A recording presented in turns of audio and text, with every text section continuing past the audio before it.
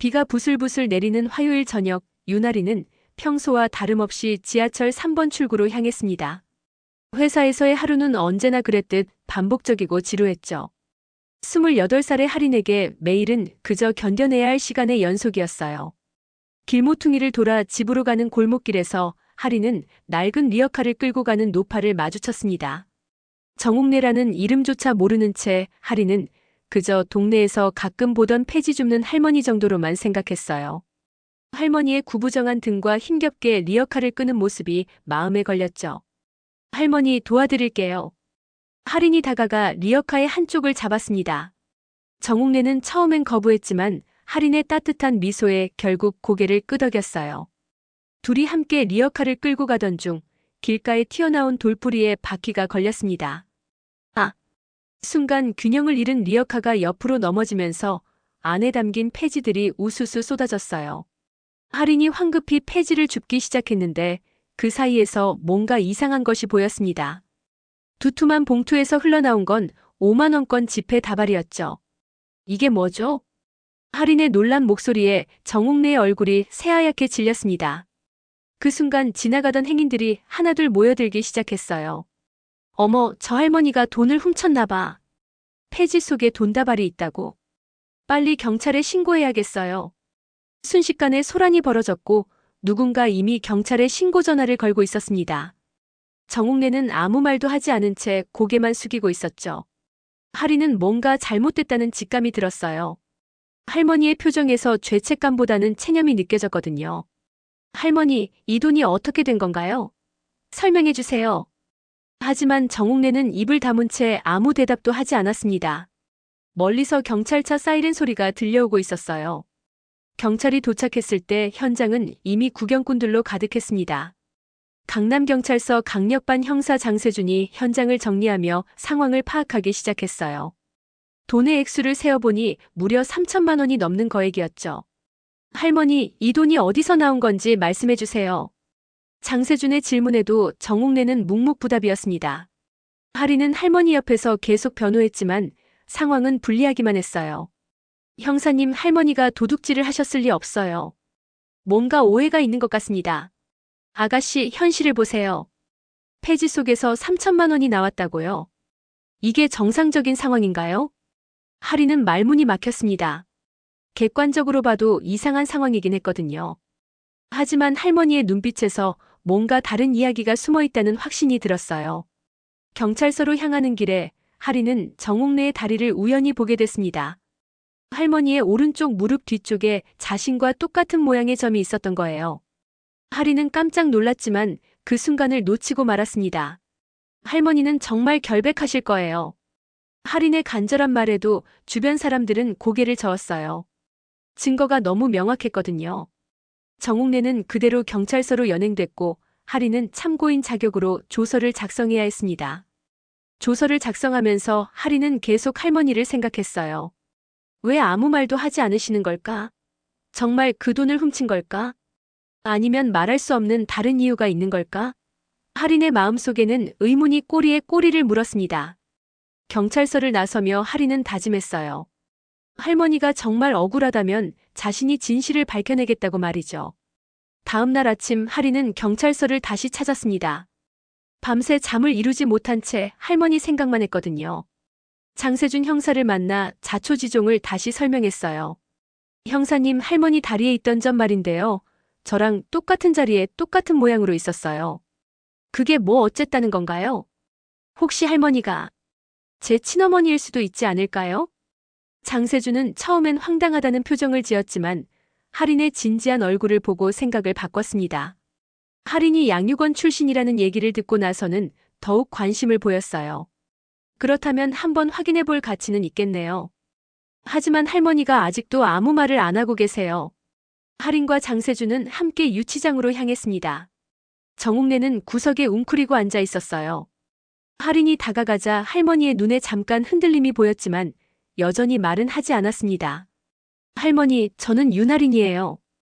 어제 도와드린 사람 기억하세요? 정옥래가 고개를 들어 할인을 바라봤습니다. 그 순간 할머니의 눈에서 눈물이 핑 돌았어요. 할머니, 혹시 저를 아세요? 제가 할머니 딸인가요? 떨리는 목소리로 묻는 할인에게 정옥래가 처음으로 입을 열었습니다. 미안해. 정말 미안해. 작은 목소리였지만 확실했어요. 장세준도 이 대화를 주의 깊게 들었습니다.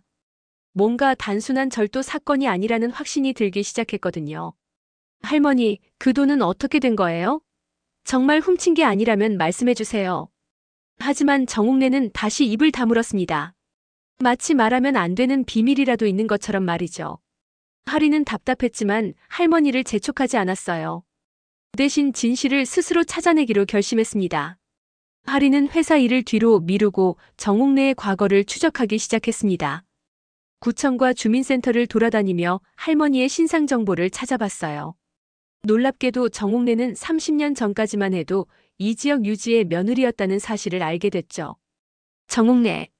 그 시절엔 부잣집 며느리였네요. 할인이 찾은 오래된 신문 기사에는 충격적인 내용이 담겨 있었습니다. 30년 전 정옥래의 남편과 시아버지가 교통사고로 동시에 사망했고 정옥래는 갓난아기를 안고 홀로 남게 된 거예요. 그런데 얼마 지나지 않아 정옥래와 아기가 갑자기 사라졌다는 기록이 있었습니다. 그 아기가 바로 저였구나. 할인의 가슴이 뛰기 시작했어요. 모든 퍼즐이 맞춰지고 있었거든요.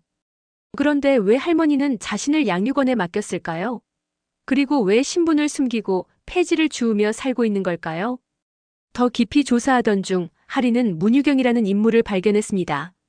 현재 이 지역 재개발 사업을 주도하고 있는 문유경이 바로 정옥래의 시누이였던 거예요. 그리고 정옥래가 사라진 후 모든 재산을 상속받았다는 기록도 함께 말이죠. 뭔가 이상해요. 왜 시누이가 모든 재산을 가져간 거죠? 할인은 문유경을 직접 만나보기로 했습니다. 고급 아파트에 사는 문유경은 할인을 경계하는 눈빛으로 바라봤어요. 정옥래요? 그 사람 아직 살아있었나요? 참 불쌍한 사람이죠. 정신병 때문에 아이도 버리고 어디론가 사라졌는데. 문유경의 말에는 거짓이 섞여 있다는 느낌이 들었습니다. 할인은 더 파고들기로 했어요. 진실은 분명히 다른 곳에 숨어 있을 것 같았거든요. 할인은 장세준 형사와 함께 정옥래의 유전자 검사를 의뢰했습니다. 며칠 후 나온 결과는 할인의 예상을 확인해줬어요. 정옥래는 분명히 할인의 친어머니였습니다. 이제 확실해졌네요. 그런데 할머니는 왜 아직도 진실을 말하지 않으시는 걸까요? 장세준도 이 사건에 점점 빠져들고 있었어요. 단순한 절도 사건이 아니라 30년 전의 미스터리와 연결돼 있다는 걸 깨달았거든요. 할인은 다시 정옥래를 찾아갔습니다.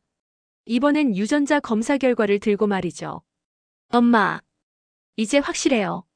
엄마가 제 친어머니시죠? 정옥래의 눈에서 눈물이 주룩주룩 흘러내렸습니다. 30년간 참아온 감정이 한꺼번에 터져나오는 것 같았어요. 할인아, 미안해. 정말 미안해. 엄마가 너를 지켜주지 못해서. 엄마, 그때 왜 저를 양육원에 맡기셨어요? 그리고 왜 이렇게 사세요? 정옥래는 떨리는 목소리로 진실을 털어놓기 시작했습니다. 남편과 시아버지가 돌아가신 후 시누이 문유경이 모든 재산을 독차지하려 했다는 거예요. 정옥래와 할인을 위험에 빠뜨리면서까지 말이죠. 문유경이 나를 정신병자로 몰아 강제 입원시키려 했어. 그래서 너만이라도 살려보려고 양육원에 맡기고 도망친 거야. 그럼 그 3천만 원은요? 그건 원래 우리 것이었어. 남편이 생전에 비상금으로 숨겨뒀던 돈이야. 30년 동안 찾을 기회만 노리고 있었는데. 할인은 충격을 받았어요. 엄마가 도둑이 아니라 오히려 피해자였던 거예요. 하지만 이걸 어떻게 증명할 수 있을까요? 30년 전 일을 누가 믿어줄까요? 할인이 진실을 알아냈다는 소식이 문유경에게 전해졌습니다. 문유경은 즉시 대응에 나섰어요. 우선 정옥래를 정신병원에 강제 입원시키려는 절차를 밟기 시작했죠. 정옥래는 30년 전부터 정신질환을 앓았던 사람이에요. 망상 증세가 심해서 없는 돈을 있다고 우기는 거죠. 문유경의 말에 많은 사람들이 고개를 끄덕였습니다. 객관적으로 봐도 폐지 줍는 할머니의 말보다는 지역 유지인 문유경의 말이 더 신빙성 있어 보였거든요. 할인은 회사에서도 곤란한 상황에 처했어요. 개인적인 일로 너무 많은 시간을 빼먹었다는 이유로 징계 위기에 몰렸죠. 윤할인 대리, 당신 요즘 일에 집중 안 하는 것 같은데요? 죄송합니다. 하지만 정말 중요한 일이 있어서. 중요한 일? 폐지 줍는 할머니 도와주는 게 회사 일보다 중요하다는 말인가요? 동료들도 할인을 이상하게 바라보기 시작했어요. 왜 저렇게 남의 일에 끼어들어서 소란을 피우는지 이해할 수 없다는 표정이었죠. 할인 씨, 진짜 그 할머니가 엄마라고 확신해요? 혹시 착각인 거 아니에요? 가장 친한 동료마저 의심의 눈초리를 보냈습니다. 할인은 점점 고립되어 갔어요. 심지어 장세준 형사도 상부의 압력을 받기 시작했습니다. 할인 씨, 저도 도와드리고 싶지만 증거가 부족해요. 30년 전 일을 어떻게 증명하겠어요? 모든 것이 무너져가는 것 같았습니다. 할인은 모든 걸 잃을 위기에 처했어요. 하지만 포기할 수는 없었습니다. 엄마가 억울하게 고생하고 있는데 딸인 자신이 도와주지 않으면 누가 도와줄까요? 절망적인 상황에서 할인은 마지막 희망을 찾았습니다. 정옥래가 폐지를 담던 리어카를 다시 한번 자세히 살펴보기로 한 거예요. 혹시 놓친 단서가 있을지도 모르니까요. 리어카를 뒤지던 중 할인은 작은 녹음기를 발견했습니다. 오래된 카세트 녹음기였는데 아직도 작동이 됐어요. 재생 버튼을 누르자 문유경의 목소리가 흘러나왔습니다. 정옥래, 넌 이미 죽은 사람이야. 그 돈은 원래 내 것이고 넌 아무것도 가질 자격이 없어. 할인의 심장이 뛰기 시작했어요. 이건 결정적인 증거였거든요. 녹음기에는 문유경이 정옥래를 협박하고 재산을 빼앗은 과정이 고스란히 담겨 있었습니다. 할인은 즉시 장세준에게 연락했어요. 증거를 듣고 난 장세준도 깜짝 놀랐습니다. 이거 진짜네요. 이제 문유경을 체포할 수 있겠어요.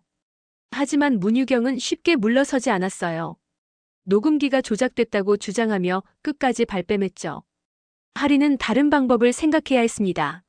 형사님, 문유경을 직접 만나서 자백을 받아내면 어떨까요? 너무 위험해요. 그 사람이 30년 동안 이런 일을 숨겨왔는데 쉽게 자백할까요? 하지만 할인은 포기하지 않았어요. 정옥래와 함께 문유경의 집을 찾아갔습니다.